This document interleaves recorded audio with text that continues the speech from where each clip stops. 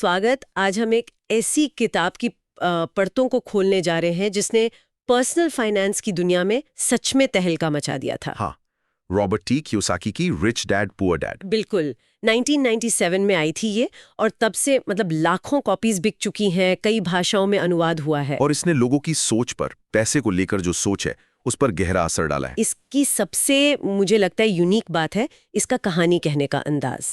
लेखक अपने दो पिताओं की कहानी सुनाते हैं। एक गरीब डैड, उनके अपने पिता पढ़े लिखे सरकारी नौकरी वाले, जी। और दूसरे अमीर डैड, उनके दोस्त के पिता जो बिजनेस करते थे। और दोनों की सोच पैसे को लेकर एकदम अलग। बिल्कुल विपरीत। तो आज हम इसी किताब का विश्लेषण करेंगे, देखेंगे कि इसके मुख्य विचार क्या है, उनकी ताकत क्या है, कहाँ पर इसकी आलोचना होती है, और सबसे जरूरी, भुवनेश्वर, उड़ीसा जैसे भारतीय शहर के संदर्भ में ये विचार कितने कारगर हैं, कितने प्रासंगिक हैं। हाँ, ये देखना इंटरेस्टिंग होगा। चलिए इस मशहूर किताब के विचारों की गहराई में उतरते। बिल्कुल। देखिए, ये किताब बहुत से लोगों के लिए ना पैसे को देखने का नजरिया बदलने वाली पहली सीढ़ी जैसी रही है। हाँ, मैंने भी सुना है। लोग इसे पढ़कर एकदम उत्साहित हो जाते हैं। तो ये समझना दिलचस्प होगा कि इस उत्साह के पीछे के सिद्धांत क्या हैं और आज की असल जिंदगी में, खासकर भारत में, ये कितने खरे उतरते हैं। तो सबसे पहले ये किताब असल में कहती क्या है? इसका जो सेंट्रल आइडिया है वो है वित्तीय साक्षरता, है ना, फाइनेंशियल लिटरेसी। जी बिल्कुल। ये जोर देती है एसेट्स यानी संपत्ति और लायबिलिटीज यानी देनदारियों के फर्क को समझने पर। हाँ।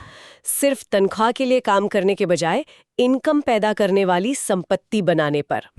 और पैसे, टैक्स, बिजनेस, निवेश, इन सब के बारे में थोड़ा हटकर सोचने पर। लीक से हटकर, बिल्कुल। मुझे लगता है इसकी सबसे बड़ी अपील शायद इसका मानसिकता बदलने पर जोर देना है। हाँ, ये बात तो है। जो पारंपरिक सलाह होती है, खूब पढ़ो, अच्छी नौकरी पाओ, पैसा बचाओ, घर खरीदो, इससे हट के ये सवाल खड़े करती है, जैसे कि क्या आपका घर आपकी सबसे बड़ी संपत्ति है या वो आपकी सबसे बड़ी देनदारी है? ये सवाल चौंकाता है। हाँ। या फिर आप अपना पैसा अपने लिए कैसे काम पर लगा सकते हैं? ये सवाल कई लोगों को एक नई दिशा में सोचने पर मजबूर करते हैं। इस नजरिए के बारे में क्या कहेंगे? ये उस समय इतना क्रांतिकारी क्यों लगा था? ये एक बहुत अच्छा सवाल है। देखिए, उस समय यानी 90s में ज्यादातर जो पर्सनल फाइनेंस सलाह थी वो नेटवर्थ बढ़ाने पर फोकस करती थी। अच्छा। मतलब आपकी कुल संपत्ति का मूल्य बढ़े। लोन लेकर घर खरीदना, गाड़ी खरीदना, ये अच्छा माना जाता था क्योंकि वो आपकी संपत्ति थी। हाँ, ये तो सुना है। कियोसाकी ने इस सोच को बिल्कुल पलट दिया। उन्होंने कहा असली चीज है कैश फ्लो। Cash flow. हाँ, पैसा आपकी जेब में आ रहा है या जा रहा है। उनकी वो सरल सी परिभाषा है ना। कौन सी? एसेट, वो जो जेब में पैसा डाले। लायबिलिटी, वो जो जेब से पैसा निकाले। हाँ, ये बहुत फेमस है। इस आसान सी बात ने लोगों को मजबूर किया कि वो एक आम कर्मचारी की तरह नहीं बल्कि एक बिजनेस मालिक की तरह अपने पर्सनल फाइनेंस के बारे में सोचें। अच्छा। क्या ये चीज वाकई इनकम दे रही है? यही वो बदलाव था, वो माइंडसेट शिफ्ट जिसने इसे इतना प्रभावशाली बनाया। और वो कहानी वाला तरीका, रिच डैड बनाम पुअर डैड, उसने भी इसे समझना आसान बना दिया होगा, है ना? बिल्कुल। खासकर उनके लिए जिन्हें फाइनेंस का कोई बैकग्राउंड नहीं था। निश्चित रूप से। देखिए, रूपकों और कहानियों का इस्तेमाल ना मुश्किल विचारों को सरल बनाने का एक बहुत शक्तिशाली तरीका है। इसने फाइनेंस जैसे थोड़े डराने वाले विषय को काफी सुलभ बना दिया। लोग सिद्धांतों से ज्यादा शायद उन किरदारों और उनकी सोच से जुड़ पाएं। किताब का एक और मजबूत पहलू लगता है वो है वित्तीय शिक्षा की वकालत करना। जी। ये कहती है कि स्कूल हमें पैसे का मैनेजमेंट नहीं सिखाते, वो हमें नौकरी करना सिखाते हैं। इसलिए हमें खुद ही सीखना होगा। ये सुनने में काफी एम्पावरिंग लगता है कि अपनी वित्तीय किस्मत अपने हाथ में लो। हाँ, और ये जो विचार है कि अपनी वित्तीय शिक्षा की जिम्मेदारी खुद लेनी होगी, ये आज शायद पहले से भी ज्यादा जरूरी है। क्यों ऐसा लगता है? देखिए, अर्थव्यवस्था बदल रही है, नौकरियों के पारंपरिक मॉडल बदल रहे हैं। ऐसे में सिर्फ अकादमिक शिक्षा या एक नौकरी के भरोसे रहना वो थोड़ा जोखिम भरा हो सकता है। खुद को लगातार अपडेट रखना और पैसे के बारे में सीखना बहुत महत्वपूर्ण है। ठीक है, तो ये तो हुई किताब की खूबियां जिसने इसे इतना पॉपुलर बनाया। लेकिन जैसा हर मशहूर चीज के साथ होता है, इसकी आलोचनाएं भी कम नहीं है। हाँ, वो तो है। अब जरा उन पर बात करते हैं। यहाँ मामला वाकई दिलचस्प हो जाता है। बिल्कुल। कई समीक्षक कहते हैं कि इसमें प्रैक्टिकल सलाह की भारी कमी है। बड़े बड़े विचार तो हैं, एसेट्स बनाओ, निवेशक बनो। हाँ, मोटिवेशन तो है। लेकिन कैसे, कौन सा एसेट, कितना पैसा चाहिए होगा, रिस्क मैनेजमेंट कैसे करें, इस पर किताब ज्यादातर चुप सी है। क्या ये आलोचना आपको जायज लगती है? देखिए, ये आलोचना बहुत आम है और मैं कहूंगा कि काफी हद तक जायज भी है। अच्छा। किताब क्या करना चाहिए पर ज्यादा फोकस करती है, कैसे करना चाहिए पर कम। ये आपको सोचने पर तो मजबूर करती है, पर एक क्लियर रोड मैप नहीं देती। जैसे रियल एस्टेट में निवेश की बात तो है, पर डिटेल्स नहीं है। हाँ, जैसे अलग अलग तरह के रियल एस्टेट निवेश क्या हैं, उनके रिस्क क्या हैं, फाइनेंसिंग कैसे होगी, इन सब पर विस्तार से बात नहीं है। तो पढ़ने वाला प्रेरित तो महसूस करता है, पर अगला कदम क्या हो ये उसे खुद ही खोजना पड़ता है। और यहीं पर दूसरी आलोचना भी जुड़ जाती है, अति सरलीकरण और बड़े बड़े दावे। जैसे ये कहना कि स्कूल आपको सिर्फ कर्मचारी बनना सिखाता है या आपकी नौकरी एक चूहा दौड़ है। हाँ, ये सुना है, रैट रेस। क्या ये बातें हकीकत से कुछ ज्यादा ही दूर नहीं लगती? बहुत से लोग अपनी नौकरी से प्यार करते हैं और उसी के जरिए वित्तीय सुरक्षा और संपत्ति भी बनाते हैं। बिल्कुल, ये ओवर सिंप्लीफिकेशन है और इसे लिटरली लेना खतरनाक हो सकता है। हर नौकरी चूहा दौड़ नहीं होती। एक अच्छी तनख्वाह वाली संतोषजनक नौकरी वो फाइनेंशियल स्टेबिलिटी का एक मजबूत आधार बन सकती है। सही बात है। खासकर अगर व्यक्ति बचत और निवेश भी समझदारी से करे। शायद कियोसाकी का असल मतलब नौकरी की बुराई करना नहीं था, बल्कि सिर्फ नौकरी पर निर्भर रहने की मानसिकता को चैलेंज करना था शायद। लेकिन जिस तरह से ये कहा गया है वो कई लोगों को गलत लग सकता है और ये पारंपरिक रास्तों को पूरी तरह खारिज करने जैसा लगता है, जो सबके लिए सही नहीं है। और फिर वो विश्वसनीयता वाला सवाल भी तो है, रिच डैड वाला। हाँ, काफी बहस हुई है कि क्या रिच डैड वाकई में कोई व्यक्ति थे या सिर्फ एक काल्पनिक किरदार। अगर वो काल्पनिक थे तो क्या उनकी सलाह पर भरोसा किया जा सकता है, और साथ ही क्या ये सलाह आम आदमी के लिए है? ये भी एक बड़ा सवाल है। किताब में अक्सर ऐसे रियल एस्टेट सौदों या बिजनेस के मौकों का जिक्र आता है जिनके लिए शायद बहुत ज्यादा पूंजी, कनेक्शन या फिर जोखिम उठाने की बहुत ज्यादा क्षमता चाहिए होती है। ये दोनों ही पॉइंट्स बहुत महत्वपूर्ण हैं। देखिए, रिच डैड की असलियत पर सवाल उठना वो किताब की ऑथेंटिसिटी पर शक पैदा करता है। बिल्कुल। और हाँ, कई उदाहरण ऐसे लगते हैं जो शायद कम पूंजी या कम अनुभव वाले व्यक्ति के लिए पहुंच से बाहर हों। किताब बड़ा सोचो और हिम्मत दिखाओ पर बहुत जोर देती है। हाँ, देती है। लेकिन ये पर्याप्त रूप से चेतावनी नहीं देती कि बिना तैयारी और समझ के बड़ा जोखिम लेना कितना विनाशकारी हो सकता है। अच्छा। ये असफलता से सीखो वाले विचार को ग्लोरीफाई करती है, लेकिन ये नहीं बताती कि कुछ असफलताएं आपको सालों पीछे धकेल सकती हैं। ये भी ध्यान रखना होगा कि ये किताब लगभग 25 साल पहले लिखी गई थी, 90s के अंत में, और वो भी अमेरिका में। हाँ, कॉन्टेक्स्ट बहुत जरूरी है। तब का आर्थिक माहौल, टैक्स के नियम, रियल एस्टेट बाजार, ये सब आज के भारत से तो बिल्कुल अलग होंगे। जाहिर सी बात है। तो क्या उस समय की अमेरिकी सलाह आज यहाँ प्रासंगिक हो सकती है? ये एक बहुत ही महत्वपूर्ण बिंदु है। संदर्भ यानी कॉन्टेक्स्ट। किताब में दिए गए कई विशिष्ट उदाहरण, जैसे अमेरिकी टैक्स कोड के लूप होल का फायदा उठाना, हाँ, ऐसा कुछ है, या उस समय के अमेरिकी रियल एस्टेट बाजार की रणनीतियां, वो आज के भारतीय संदर्भ में सीधे लागू नहीं हो सकती। बिल्कुल नहीं। भारत के टैक्स कानून अलग हैं, रियल एस्टेट के नियम अलग हैं, बैंकिंग सिस्टम, निवेश के विकल्प, ये सब बहुत अलग हैं। तो उस समय की अमेरिकी सलाह को बिना सोचे समझे यहाँ कॉपी करना वो न सिर्फ अप्रभावी होगा बल्कि खतरनाक भी हो सकता है। और आखिर में कुछ लोगों को किताब के लहजे से भी दिक्कत है, टोन से। अच्छा, किस तरह की दिक्कत? जिस तरह पुअर डैड, जो शिक्षा, नौकरी और सुरक्षा को महत्व देते थे, उन्हें लगभग नासमझ या डरपोक सा दिखाया गया है, और रिच डैड को ही एकमात्र समझदार। ये थोड़ा ब्लैक एंड व्हाइट नहीं लगता? हाँ, ये बाइनरी थोड़ी अजीब लगती है। या ये असल जिंदगी की जटिलताओं को नजरअंदाज नहीं करता, जहां पढ़े लिखे मेहनती लोग भी संरचनात्मक बाधाओं की वजह से पीछे रह जाते हैं? हाँ, ये जो द्वंद्व है, ये डाइकॉटमी, ये कई बार थोड़ी असहज लगती है।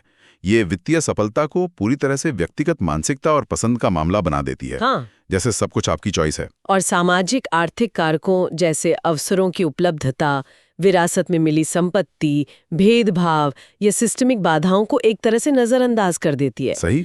पुअर डैड का चित्रण पारंपरिक मूल्यों और सुरक्षा को कम आंकता है, जो कई लोगों के लिए महत्वपूर्ण और व्यवहारिक हो सकते हैं। ये सरलीकरण वास्तविक दुनिया की बारीकियों को समझने में मदद नहीं करता। तो इतनी सारी बातें हो गई, ताकत भी है, कमजोरियां भी हैं। अगर हम सार निकालने की कोशिश करें तो इस किताब से मुख्य सबक क्या लिए जा सकते हैं, बेशक उन सभी चेतावनियों के साथ जिनकी हमने बात की? मेरे ख्याल से कुछ बुनियादी सिद्धांत हैं जो ध्यान देने लायक हैं अगर उन्हें सही संदर्भ में समझा जाए। जैसे कि पहला, सिर्फ तनख्वाह के लिए काम करने के बजाय अपने पैसे को अपने लिए काम पर लगाने के तरीके खोजें। मतलब आय पैदा करने वाली संपत्ति, इनकम जनरेटिंग एसेट्स बनाने पर ध्यान दें। दूसरा, एसेट्स और लायबिलिटीज के बीच का फर्क समझें, खासकर कैश फ्लो के नजरिए से। क्या कोई चीज आपकी जेब में पैसा डाल रही है या निकाल रही है? वो बेसिक परिभाषा। हाँ। तीसरा, अपनी सोच का दायरा बढ़ाएं। सिर्फ एक कर्मचारी की तरह नहीं, बल्कि एक उद्यमी या निवेशक की तरह सोचने की कोशिश करें, भले ही शुरुआत छोटे पैमाने पर हो। चौथा, वित्तीय साक्षरता पर लगातार काम करें। टैक्स, बिजनेस, निवेश के अलग अलग विकल्पों के बारे में अपनी समझ बढ़ाते रहें। और पांचवा, सोच समझकर जोखिम लेने और गलतियों को सीखने के अवसर के रूप में देखने के लिए तैयार रहें, लेकिन अपनी क्षमता और परिस्थितियों का यथार्थवादी आकलन करते हुए, बिना सोचे समझे नहीं। ये सिद्धांत सुनने में तो काफी यूनिवर्सल से लगते हैं, लेकिन अब असली सवाल पर आते हैं। ये विचार भारत में, खासकर भुवनेश्वर जैसे टियर 2 शहर में रहने वाले किसी व्यक्ति के लिए कितने प्रासंगिक हैं? हाँ, ये क्रिटिकल सवाल है। क्या यहाँ एसिड बनाने के मायने अमेरिका से अलग होंगे? निश्चित रूप से अलग होंगे, और यहीं पर सावधानी बरतने की जरूरत है। देखिए, जो मूल मानसिकता वाले सिद्धांत हैं, जैसे कैश फ्लो पर ध्यान देना, फाइनेंशियली लिटरेट बनना, आय की मल्टीपल सोर्स बनाने की कोशिश करना, ये तो भुवनेश्वर क्या, दुनिया की किसी भी कोने में प्रासंगिक है। पैसे के बेसिक रूल्स। हाँ, पैसे के प्रबंधन के बुनियादी नियम हर जगह लागू होते हैं। लेकिन कैसे इन सिद्धांतों को लागू किया जाए, वो स्थानीय संदर्भ पर निर्भर करेगा। किताब में बताए गए अमेरिकी रियल एस्टेट के दांव-पेंच या टैक्स बचाने के तरीके यहाँ काम नहीं आएंगे। बिल्कुल। भुवनेश्वर में एसेट बनाने का मतलब शायद अलग हो सकता है यहाँ रियल एस्टेट में निवेश का मतलब एक छोटी दुकान या घर किराए पर देना हो, जिसके नियम और रिटर्न अमेरिका से बिल्कुल अलग होंगे। Local market. हाँ, हो सकता है शेयर बाजार में निवेश, म्यूचुअल फंड या किसी स्थानीय छोटे बिजनेस में हिस्सेदारी ज्यादा प्रैक्टिकल ऑप्शन हो। आजकल डिजिटल एसेट्स या ऑनलाइन बिजनेस भी आय का स्रोत बन सकते हैं। यानी कियोसाकी की स्ट्रैटेजीज को एज इट इज कॉपी करने की बजाय उनके पीछे का सिद्धांत समझकर उसे भारतीय और खासकर भुवनेश्वर के लोकल माहौल, नियमों और अवसरों के हिसाब से ढालना होगा। बिल्कुल सही। और इसमें लोकल एडवाइजर्स की भूमिका महत्वपूर्ण हो जाती है। अच्छा। किसी अमेरिकी किताब को पढ़कर सीधे निवेश करने की बजाय भारत के निवेश विकल्पों, टैक्स नियमों और रियल एस्टेट बाजार को समझने वाले विशेषज्ञ से सलाह लेना ज्यादा समझदारी होगी। हाँ, ये जरूरी है। ये भी समझना होगा कि भुवनेश्वर जैसे शहर में शायद कुछ खास तरह के स्थानीय बिजनेस या रियल एस्टेट के अवसर हों जो मुंबई या दिल्ली जैसे महानगरों से अलग हों। सही बात है। और जोखिम उठाने की क्षमता भी तो व्यक्तिगत होती है। किताब से प्रेरणा लेना ठीक है, पर आंख बंद करके उसकी हर बात मान लेना, खासकर जब संदर्भ इतना अलग हो, वो भारी पड़ सकता है। तो कुल मिलाकर इस किताब पर हमारा नजरिया क्या बनता है?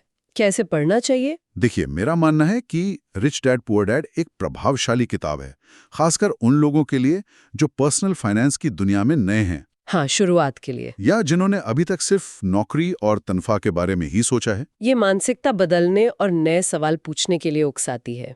इसकी सरल भाषा और कहानी इसे पढ़ने लायक बनाती है, और वो एसेट्स बनाम लायबिलिटीज वाला फ्रेमवर्क वो सोचने का एक उपयोगी तरीका देता है। लेकिन यहाँ एक बड़ा लेकिन है ना? हाँ, एक बड़ा लेकिन है। अगर कोई इसे एक प्रैक्टिकल गाइडबुक समझ रहा है जिसमें स्टेप बाय स्टेप निर्देश मिलेंगे कि कैसे अमीर बना जाए, तो निराशा हाथ लगेगी। तो ये कोई कैसे करें वाली किताब नहीं है? नहीं, उस मायने में नहीं। इसकी सलाह अक्सर अस्पष्ट है, कभी कभी जोखिम भरी भी है, और हमेशा स्थानीय संदर्भ में प्रासंगिक नहीं होती। हमारे स्रोत सामग्री में मिली एक समीक्षा इसे मानसिकता पर प्रभाव के लिए 10 में से 7 अंक देती है, जो काफी अच्छा है। हाँ, लेकिन बिना अतिरिक्त शोध और स्थानीयकरण के इसे सीधे लागू करने की उपयोगिता के लिए 10 में से सिर्फ 5 अंक देती है, जो दिखाता है कि प्रैक्टिकल एप्लीकेशन में गैप है। तो इसका मतलब ये है कि इसे पढ़ें, लेकिन दिमाग खुला रखकर, आलोचनात्मक दृष्टि से। हाँ, क्रिटिकल थिंकिंग के साथ। इसे एक चिंगारी की तरह इस्तेमाल करें, ज्ञान की अंतिम कुंजी की तरह नहीं। सही कहा। इसे एक शुरुआती बिंदु माने, जिसके बाद आपको और ज्यादा गहराई में जाना होगा, स्थानीय विशेषज्ञों से सीखना होगा और भारत विशिष्ट रणनीतियों का समझना होगा। तो बातचीत के अंत में श्रोताओं के लिए सोचने को क्या छोड़ना चाहेंगे? कोई फाइनल थॉट? मैं ये विचार छोड़ना चाहूंगा, किसी एक किताब या किसी एक गुरु के फॉर्मूले को अपनाने के बजाय क्या असली लक्ष्य एक व्यक्तिगत वित्तीय दर्शन, एक पर्सनल फाइनेंशियल फिलॉसफी विकसित करना नहीं होना चाहिए? एक पर्सनल अप्रोच। हाँ, एक ऐसा दर्शन जो रिच डैड पुअर डैड जैसी किताबों से मिली प्रेरणा को आपकी अपनी अनूठी परिस्थितियों, आपकी रिस्क लेने की क्षमता, आपकी नैतिक मान्यताओं और आपके स्थानीय अवसरों की जमीनी हकीकत के साथ संतुलित करे। दूसरों के ब्लूप्रिंट को कॉपी करने की बजाय। बिल्कुल। शायद वित्तीय सफलता का रास्ता किसी एक नुस्खे में नहीं, बल्कि निरंतर सीख में, सवाल पूछने, प्रयोग करने और अपने अनुभवों के आधार पर अपनी रणनीति को लगातार अनुकूलित करने में छिपा है। दूसरों से सीखें, पर अपना रास्ता खुद बनाएं।